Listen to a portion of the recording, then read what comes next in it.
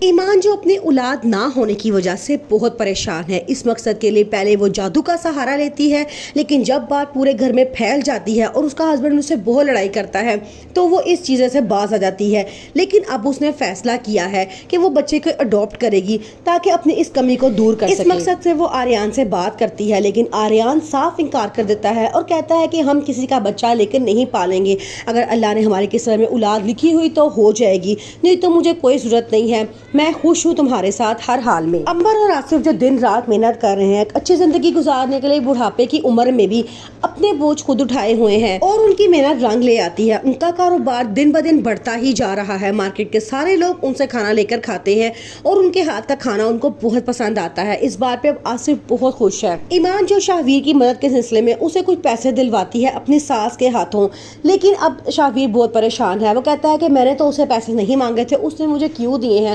جب ان بات کا پتہ چلتا ہے مہنور کو تو اسے بڑا غصہ آتا ہے، وہ کہتی ہے کہ فوراً پیسے اس کے منہ پہ مار کے آؤ، لیکن شاہویر کہتا ہے کہ مجھے ان پیسوں کی ضرورت ہے۔ مہنور کہتی ہے کہ اگر تم نے پیسے اس کے منہ پہ نہ مار کے آئے تو میں یہ گھر چھوڑ کے چلی جاؤں گی۔ وہ اس بات کا بہت بڑا مسئلہ بنا لیتی ہے کہ تم نے ایمان سے پیسے کیوں لیے ہیں۔ آگے سے شاہویر کہتا ہے کہ تم بھی تو آن لائن جاب کر رہی ہو، لیکن تم نے آج تک 1 روپیہ میرے ہاتھ پہ نہیں رکھا ہے، اگر وہ میری ہیلپ کرنا چاہ رہی ہے تو تمہیں اس سے کیا مسئلہ ہے۔ فبیہہ جو اپنی ماما کو پوری طرح اس بات کا یقین دلاتی ہے کہ آپ بالکل ٹھیک ہو جائیں گے، انشاءاللہ آپ کو کچھ بھی نہیں ہوگا، لیکن اس کو کچھ بھی صحیح ہوتا نظر آتا نہیں ہے۔ زینجیہ سے بہت پریشان ہے، وہ بار بار فبیہہ سے ہی پوچھتے ہیں کہ کیا وہ تمہیں زیادہ تنگ تو نہیں کرتا، لیکن دوسری طرف مہک دراصل زین کا بہت خیال رکھ رہی ہوتی ہے، وہ اسے بہت پیار سے پالتی ہے، ہر وقت اس کی کیئر کرتی ہے اور یہ بات فبیہہ کو بہت زیادہ پسند آتی ہے۔ ایمان اب بہت پریشان ہے کیونکہ وہ دل سے چاہتی ہے کہ مسکان اور راہم کی شادی ہو جائے، لیکن وہ یہ بات بھی جانتی ہے کہ مہک کی کبھی یہ شادی ہونے نہیں دے گی۔ راہم اپنے گھر والوں کے سامنے اب کھڑا ہو چکا ہے اور انہوں نے صاف کہہ دیا ہے کہ جو مرضی ہو جائے میں مسکان سے شادی کروں گا، ورنہ اس کے بغیر میں کسی سے شادی نہیں کروں گا۔ اس کے ماں پاپا بہت پریشان ہیں، ایک طرف تو وہ بیٹی کو دیکھتے ہیں